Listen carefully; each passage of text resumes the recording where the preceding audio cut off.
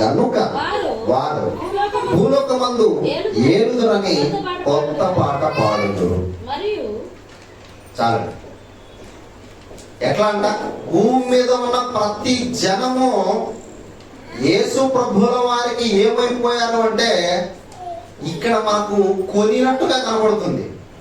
ఇక్కడ మనకు కొనినట్టుగా కనబడుతుంది. ఆయన రక్తం ఇచ్చి మన వాళ్ళు ఏం చేశాడంట? కొన్నాడు. ఇంతకు ఎందుకు కొనాల్సి వచ్చిందో చూడాలా. ఎందుకు కొనవలసి వచ్చిందో మనకు అర్థం కావాలా. హెబ్రీయులకు రాసిన పత్రిక ఇక్కడ కొన్నాడు. ఎందుకు కొన్నాడు అసలు? 2వ అధ్యాయము 11, 12 వచనములు. పరిశుద్ధపరచుబడు వారికి అందరికీ ఒక్కటే మూలం. అందరికి ఒక్కటే మూలం. మూలం అంటే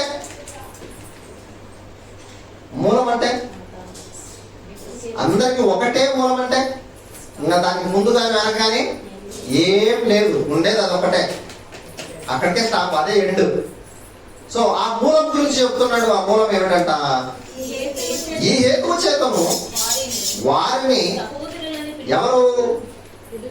ఎవరు పిలుస్తున్నారు? ఆల్రెడీ మొదటి రోజే బైబిల్ పట్టం చేయించాను. ఇదే నేను యేసు ప్రభుల వారి సహోదరులని పిలుచుటకు ఆ యేసు ప్రభుల వారు సిగ్గుపడలేదంట. మన వాళ్ళు ఏమని పిలిచాడంట? ఆయన సహోదరులని పిలిచాడంట. ఎవరు? యేసు ప్రభుల వారు. ఇక్కడే ట్విస్ట్ ఉంది. నెక్స్ట్ అంటే తండ్రికి చెప్తున్నాడు, నీ నామమును నా సహోదరులకు ప్రచురపరుతును, సమాజము మధ్య నీ కీర్తి గానము చేతును అనెను. మరియు నేను ఆయనను నమ్ముకొని ఉందును అనియు. ఇది ముఖ్యమైనదండి. ఇది ముఖ్యమైనది. ఇదిగో నేనును దేవుడును నాకిచ్చిన పిల్లలను అనియు చెప్పుచున్నాడు. కాబట్టి ఆ పిల్లలంటే భూమి మీద ఉన్న సర్వ మానవాళి రక్త మాంసములు గలవారైనందున ఆ ప్రకారమే మరణము యొక్క బలము గల వారిని అనగా అపవాదిని మరణం ద్వారా నశింపజేయుటకును జీవితకాలం అంతయు మరణ భయము చేత దాస్యమునకు లోబడిన వారికి విడిపించుటకును యేసు ప్రభు కూడా రక్త మాంసములలో పాలివాడాయను. ఎవరి కోసం పాలివాడాడు? అందుకే ఆ వచనము 13వ వచనము కింద 2వ మాట, ఇదిగో నేనును దేవుడును నాకిచ్చిన పిల్లలను. అంటే పిల్లలు ఎవరి వల్ల అసలు మెయిన్? ఈ వచనం ప్రకారము ఒరిజినల్ గా ఎవరు పిల్లలు? మనము. కానీ యేసు ప్రభు ఏమంటున్నాడు? దేవుడు నాకిచ్చిన పిల్లలు అన్నాడు. అంటే ఇప్పుడు లెక్క ప్రకారము మనము ఎవరికి పిల్లలం? యేసు ప్రభు వారికి పిల్లలం. అవునా కాదా? అవునా కాదా? ఇప్పుడు చదవండి మత్తయి సువార్త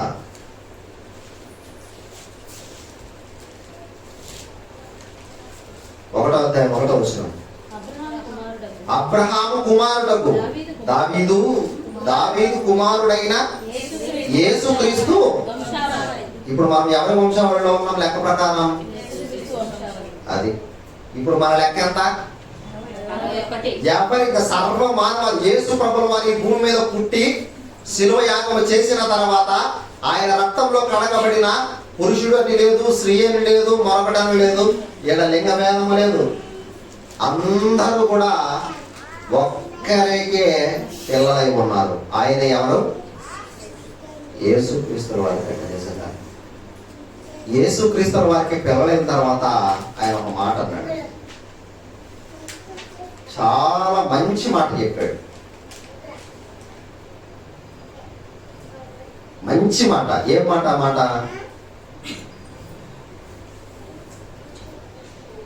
మీరేమనుకుంటున్నారు? అంటే బైబిల్ చదువుతున్నారు కదా జనరల్ గా.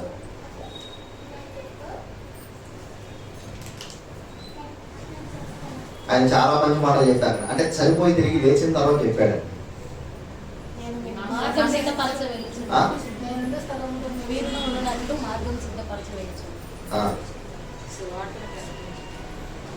అదండి సిద్ధపరచు స్థలం. ఓకే, సిద్ధపరచాలంటే ముందు గిడ సిద్ధపాటు కలిగి ఉండాలి కదా. అదే మార్క్స్ వార్త 15:16. ఎందుకంటే ముందు మనకేం కావాలా? అక్కడ ఉండాలంటే ఇక్కడేం కావాలా? రక్షణ కావాలా. దాని గురించి చెప్పాడు ఆయన. మంచి మాట. ప్రపంచంలో దీన్ని మించిన మాట లేదు. ఎందుకంటే 4 సువార్త పత్రికలు రాసిన 4 సువార్త పత్రికలు దేని గురించి చెప్తున్నాయి? యేసు ప్రభు సువార్త గురించి చెప్తున్నాయి. ఆయన జననం, ఆయన సమాధి, మరణం, పునరుత్థానం, దీని గురించే చెప్తున్నాయి 4 సువార్త పత్రికలు కూడా. కాబట్టి సువార్త అనేది చాలా ముఖ్యమైనది, ప్రధానమైనది అని చెప్పాను. దాన్ని కూడా ఇందులోనే చెప్తాను. చదువుదాం 15:16. మరియు మీరు సర్వలోకమునకు వెళ్ళి సర్వ సృష్టికి సువార్తను ప్రకటించుడి. నమ్మి బాప్తీసం పొందినవాడు రక్షింపబడును, నమ్మని వారికి శిక్ష విధింపబడును. ఇక్కడ సువార్తను ప్రకటించమని ప్రభు చెప్తున్నాడు. సువార్తను ప్రకటించమని ఎందుకు అంత ఖచ్చితంగా ఖండితంగా చెప్తున్నాడు? ఇది ఎవరికి చెప్తున్నాడు? శిష్యులకు చెప్తున్నాడు. శిష్యులు తర్వాత ఏం చేయమన్నారు? వారి తర్వాత తరాలకు చెప్పన్నాడు. ఇక్కడ ఏం చెప్తున్నాడంటే పేరు మారుస్తున్నాడు. నేను ప్రారంభంలో చెప్పినట్టుగా పేరు మారుతుంది. మన సర్వే నెంబరు మారదిక 61లోనే ఉంటుంది. మన సర్వే నెంబర్ పేరైతే మారుతూ ఉంది. పురుషుల పేరు, స్త్రీల పేరు, మనం పేర్లు మారుతూ ఉన్నాయి. కానీ ఏం మారట్లేదంటే సర్వే నెంబర్ అనేది మారడం లేదు. మనది ఎప్పుడు కూడా ఇక మీదట ఎవరైనా సరే ఎంత 61లోనే ఉంటుంది. 61లోనే ఉంటుంది. ఎందుకంటే ఆ ప్రారంభం నుంచి మనం చూసుకుంటూ వస్తే, నేను ఆ మొదటి వచనం ఎందుకు చదివించానంటే అదంతా వంశావళి. యేసు ప్రభువు వారికి శరీర రూపంగా పిల్లలు ఉన్నారంటే లేదు. శరీరరూపంగా పిల్లలు లేరు, కానీ ఆత్మీయంగా మనం అందరినీ ఏం చేశాడు? పిల్లలుగా చేసుకున్నాడు. ఇప్పుడు మనమందరం ఎవరు? ఆయన పిల్లలమే. యేసు ప్రభుల వారి వరకు శరీరధారిగా పిల్లలు. ఆ వారసత్వం కొనసాగింది. యేసు ప్రభుల వారి తర్వాత ఒకదాన్ని ఎత్తేసాడు, ఒకదాన్ని ప్రవేశపెట్టాడు. ఒక కొత్త చట్టంలో ప్రవేశపెట్టాడు, పాత చట్టమును ఎత్తేసాడు. ఆ పాత చట్టం ఏమిటంటే ధర్మశాస్త్రములో ఏదైతే రాయబడి ఉన్నదో, అంటే ఆస్తి హక్కు మగపిల్లలకే అనే దాన్ని తీసేసి ఇక నుంచి ఏదైనా కూడా స్త్రీలు పురుషులు సమానం అనే దాన్ని ప్రవేశపెట్టాడు. ఇప్పుడు స్త్రీలు పురుషులు ఇద్దరు కూడా క్రీస్తుకి ఎలా ఉన్నారు? పిల్లలుగా ఉన్నారు, సమానంగా ఉన్నారు. క్రీస్తుది అంతా కూడా ఎవరిది? ఇప్పుడు పిల్లలది. అంటే ఇందులో పురుషుడని స్త్రీ అని ఏ భేదమో లేదు. ఇండియా వాడు పాకిస్తాన్ అని ఏ భేదమో లేదు. ఒక మహానుభావుడు మాట్లాడాడండి, నేను క్రైస్తవుడినే, పాకిస్తాన్ వాళ్ళు వచ్చి నా దేశం మీద బాంబు వేశారు అనుకో, నేను పోయి యుద్ధం చేస్తాను, వాళ్ళందరినీ చంపేస్తాను అన్నాడు. ఇది న్యాయమా కరెక్టా అంటే తప్ప కరెక్ట్ అండి ఇది ఆయన మాట్లాడిన మాట. ఇది ఆత్మీయ జీవితానికి చూసుకుంటే కరెక్ట్ అయింది కాదు. దేశ పరభక్తిగా వెళితే అదే కరెక్ట్ అయింది. కొన్ని మా ఎలా ఉంటాయంటే నిజంగా చాలా క్రిటికల్గా ఉంటాయి ప్రశ్నలు. అదే మొన్న ఒక సమస్య వచ్చింది అనమాట. ప్రసాదములు తినచ్చా తినకూడదా అనే దాని గురించి. అది నిజంగా వ్యక్తిగత జీవితం. ఇది అలాగే, ఇది కూడా అలాగే. ఆత్మీయంగా మనం ఎలా ఉండాలి? బలపడిపోవాలి. ఎక్కడ? క్రీస్తు నందు బలపడిపోవాలి. రైట్. పిల్లలమైన మనం ఎలా ఉన్నాం? ఆత్మీయంగా ఉన్నాం. ఆత్మీయంగా ఉన్న మనము క్రీస్తు నందు ఎలా ఉన్నాం? సమానంగా ఉన్నాం. సమానంగా ఉన్న మనము ఒక దాని మీద ఉండాలి స్థిరంగా. అదే ఏమిటి? సువార్త. సువార్త ఎందుకు అంత ముఖ్యమైనది భూమి మీద? చూద్దాం. యోధా రాసిన పత్రిక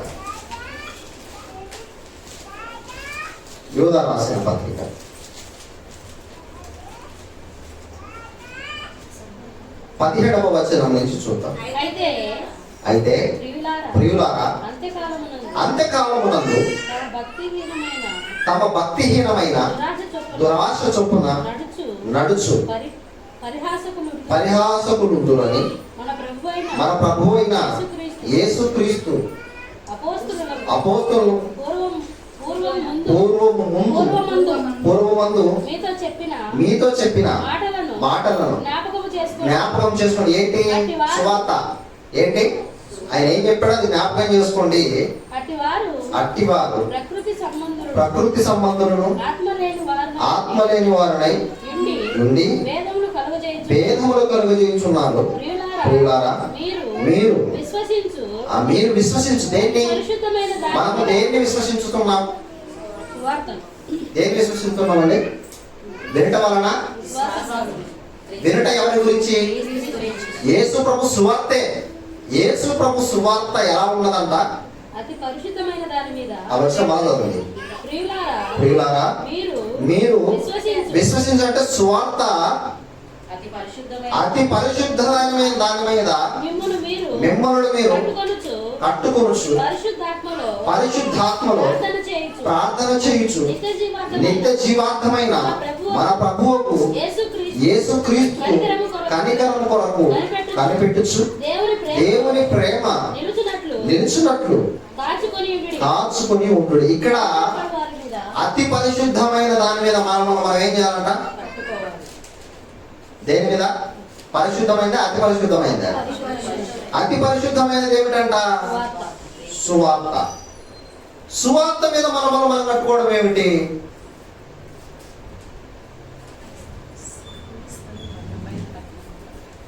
కాదు.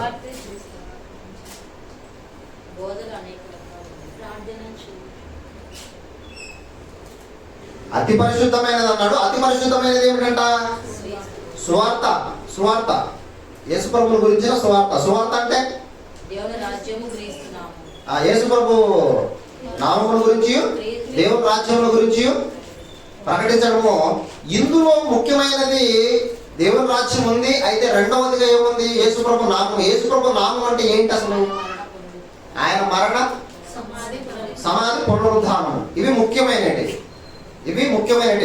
ఇదే అతి పరిశుద్ధమైనది. సువార్త అంటే రెండు. ఈ రెండిట్లో ముఖ్యమైనది ఏమిటంటే యేసు ప్రభు యొక్క మరణ, సమాధి, పునరుద్ధానం ముఖ్యమైనది.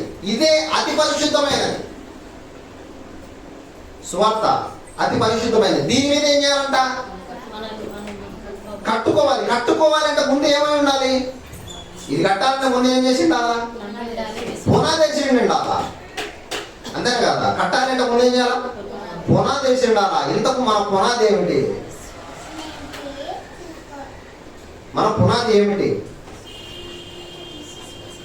అదే విశ్వాసమే. దేని మీద విశ్వాసం? మనమంతా దేన్ని నమ్మి వచ్చాము అసలు? మీరు వెంటనే తండ్రి అయిన దేవుడి గురించి విన్నారా? మీరు పరలోకంలో ఉండే తండ్రి అయిన దేవుడి యొక్క గొప్పతనం గురించి, ఆయన గంభీరత్వం గురించి విని మందిరానికి వచ్చారా? ఇక్కడ ఎవరన్నా? ఇక్కడికి వచ్చాకే తండ్రి అయిన దేవుడు ఒక ఆయన ఉన్నాడన్న సంగతి అర్థమైంది. నేనైతే వినింది యేసు ప్రభుల వారి స్వార్థనే. మీరు వినింది యేసు ప్రభుల వారి యొక్క స్వార్థనే. అంటే మన పునాది ఏమిటి? మన పునాది ఏమిటి? యేసు ప్రభే. యేసు ప్రభు ఎవరు అనేది ఇప్పటికీ మిస్టరీగా మిగిలిపోయింది. మనము ఈ ప్రశ్న మనమే వేసుకున్నాం. యేసు ప్రభు ఎవరుమా? యేసు ప్రభు ఎవరుకా? యేసు ప్రభు ఎవరుకా? దేవుడు. ఎవరు మా యేసు ప్రభు? ఎవరుకా చెప్పండి. అంటే మీకు ఏమర్థం? మీకు ఆయన ఎలా అర్థమయ్యాడో తెలియాలి కదా. ఎవరుకా? పద్మక్క. యేసు ప్రభు ఎవరు? సరే, ఓకే. ఎవరు మా యేసు ప్రభు? దేవుడు, దేవుని కుమారుడు, దేవుడు. ఓకే. ఎవరుకా?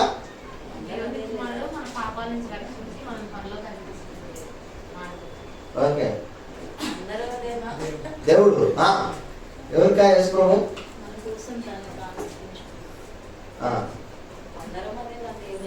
దేవుడు. దేవుడు మాస్టర్ ఎవరు? ఎవరు? యేసుక్రీస్తు దేవుడు. ఓకే. యేసు ప్రభువును మీరు నిజంగా మీ హార్ట్ఫుల్గా మిమ్మల్ని మీరు పరీక్షించుకోండి. దేవుడనే నమ్మి మందిరానికి వచ్చారా? నిజంగా మీ గుండెల మీద మీరు చేసుకోండి. మీ గుండెల మీద మీరు చేసుకొని రాత్రి అయినా పండుగల ముందు ఒకసారి ఆలోచన చేయండి. యేసు ప్రభువుని నిజంగా మీరు దేవుడని నమ్మి మందిరానికి వచ్చారండి?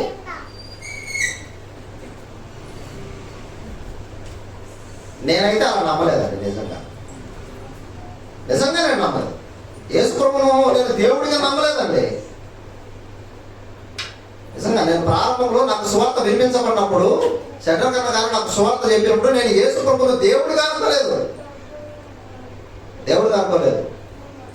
నేను అనుకునేది ఒక్కటే, ఈ లోకము నుంచి నన్ను రక్షించడానికి వచ్చిన నా రక్షకుడు అనుకున్నానండి, అంతే. ఆయన దేవుడు అనే సంగతి నాకు ఎప్పటికీ కాదు, నేను చాలా కాలం వరకు నాకు తెలియదు. నేను ఏమని నమ్మానంటే యేసు ప్రభువుని ఈయన నన్ను కాపాడతాడు ఇటు పరిస్థితిలో. ఎందుకు కాపాడుతుంటే నేను చేసిన దౌర్భాగ్యములు అలాంటివి.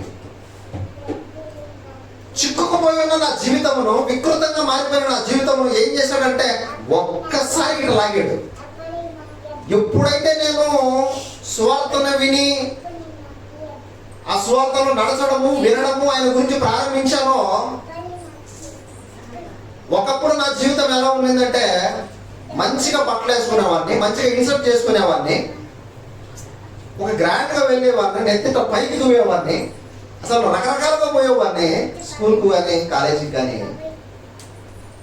ఎప్పుడైతే క్రీస్తు గురించి తెలుసుకున్నానో నా డ్రెస్ సెన్స్ పోయింది, నా తలము కూడా పోయింది. ఎట్లాంటి పరిస్థితికి వచ్చినానంటే ప్యాంట్ చిరిగిపోతే కుట్లు వేసుకొని పోయే పరిస్థితికి వచ్చింది. కానీ ఇందులో అద్భుతం ఏంటో తెలుసా, నేను ఎక్కితే కాదు దిగితే కాదు స్వార్థకు చిరిగిపోయిన బట్టలు వేసుకొని ఏదో కాదు తిరుగుతాడని ఆ పల్లెల్లో అంత అనుకునేవాళ్ళు. నేను అట్లుండేటోళ్ళని. నిజంగా ఆ పరిస్థితి, ఆ దౌర్భాగ్యమైన పరిస్థితి నుంచి నన్ను కాపాడిన నా రక్షకుడు అని నమ్మానండి. ఫస్ట్ నేను అదే నమ్మడం. దేవుడు అని ఫస్ట్లో నేను ఆయన దేవుడిగా నమ్మలేదు, నా రక్షకుడిగా నమ్మాను. నేను అందుకే బాప్తిసం తీసుకొని ముందు తప్పనిసరిగా ఒక మాట అడుగుతాను, ఏంటో తెలుసా, యేసు ప్రభుని సొంత రక్షకుడిగా అంగీకరిస్తున్నాను. అయ్యా, బైబిల్ చెప్పేది కూడా ఏంటంటే ప్రథమంగా లూకా సువార్త ఎవరికి రాయబడింది? సమస్త మానవాళికి రాయబడింది. సమస్త మానవాళికి రాయబడిన లూకా సువార్త ఏమని చెప్పిందని చెప్పాను? యేసు ప్రభు గురించి ఏమని చెప్పిందంటే లూకా సువార్త అంతా సర్వ మానవాళికి ఎవరైనా రక్షకుడు. ముందు రక్షించితే కదా. ఓ మాట చెప్తానండి, ఇది ఎట్లా ఉంటుందంటే, హాస్పిటల్కి పోతాం జ్వరం వస్తే. హాస్పిటల్కి పోయిన తర్వాత అక్కడ ఒక చైర్లో కూర్చొని ఉంటాడు ఎవరైనా, లోపల రూమ్ లో ఏసీ రూమ్ లో కూర్చుంటాడు ఎవరైనా. మీరు ఎప్పుడు చూడలేదే, ఎట్టంటాడు పట్ట కాగితాలు పైకి ముందు నువ్వు చదివినట్టు ఆ కాగితాలన్నీ పైకింది, నీకు ఎన్ని మార్కులు వచ్చినాయి చూపి సరిగ్గా వైద్యం చేస్తా ఆమె అడుగుతామా? అంటే ఆయన చెక్ చేస్తామా? ఏం చేస్తాం పోయి, అయ్యా నాకు బాగలేదు నాకు వైద్యం చేయని అడుగుతావు అంతే. యాక్సిడెంట్ అయితే రెప్స్గా తీసుకొని పోతారు, కాలు చేయి ఇరిగి రక్తం పోతా ఉంది, ఎవరైనా వచ్చి ట్రీట్మెంట్ చేస్తారనుకో, రాగా ఫస్ట్ నీ కాగితాలు తీసుకొని రావు సరిగ్గా చేస్తావా లేదని అడిగితే అడుగుతారా? ముందు ట్రీట్మెంట్ చేయాలి బతికితే సార్. ఎందుకంటే వచ్చింది ఎక్కడికి? ఆసుపత్రికి. అంటే ఇక్కడ ఖచ్చితంగా ఎవరుంటారు? గుడ్డి నమ్మకం. కాంపౌండరు ట్రీట్మెంట్ చేస్తున్నా కూడా ఏమనుకుంటాం? డాక్టర్ అనుకుంటాం. ఎందుకు? ఆ ప్లేస్ అలాంటిది, ఆ స్థలం అలాంటిది. పోలీస్ స్టేషన్కి పోతామండి, పోలీస్ స్టేషన్కి పోతే అందరు కాకి సొక్కాలోనే ఉంటారు. అందరు కాకి, మొదటిసారి పోయినోడికి అయితే కాకి సొక్కా చూస్తేనే భయం అవుతుంది. ఎందుకంటే ఆడ క్యాటర్లు ఉంటాయి, కానీ మనం ఏమనుకుంటాం? అందరూ పోలీసులు అనుకుంటాం. ఎందుకు పోయిన స్థలం అలాంటిది. కాబట్టి ఇప్పుడు చెప్పండి, మందిరానికి వస్తున్నాం కదా, ఎవరైనా ఈయన ఎవరు? ప్రారంభం నుంచి మనకు వినపడుతుంది కదా, యేసు ప్రభు గురించే కదా ఫస్ట్ వినపడుతుంది. ఇప్పుడు చెప్పండి, ఎవరైనా రక్షకుడు.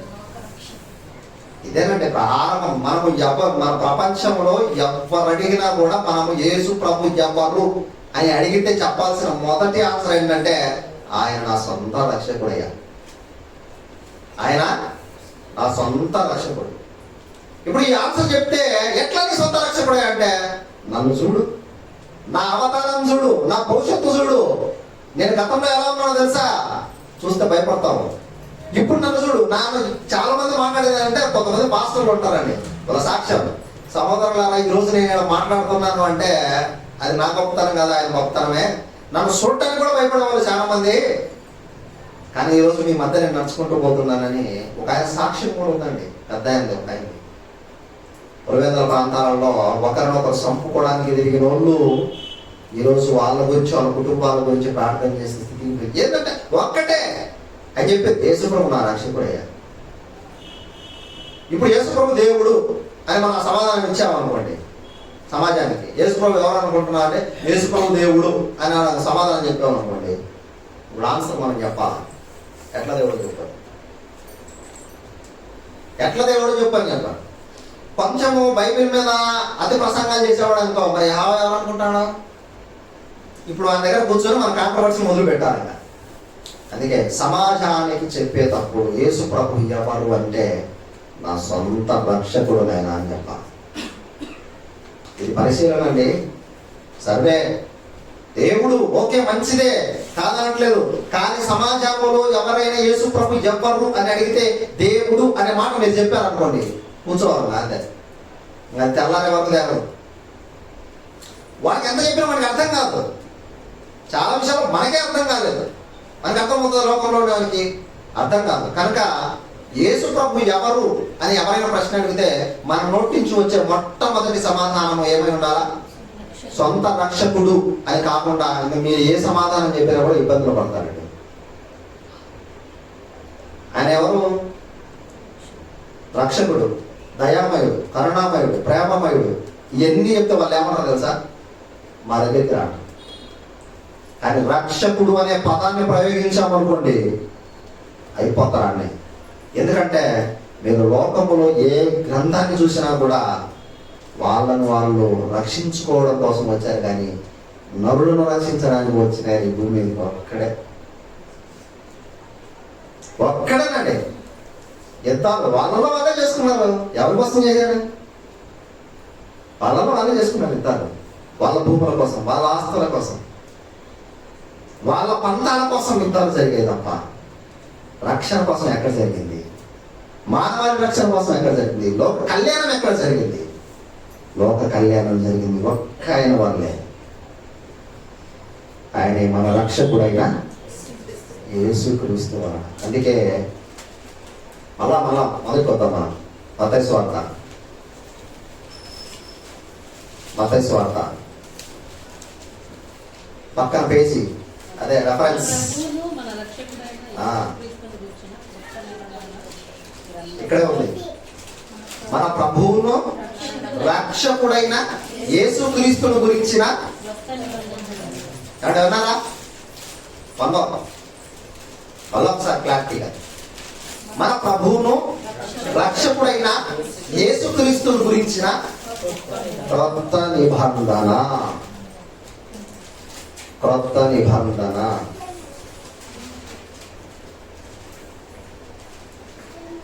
ఈ అమ్మాయి ఎవరండి?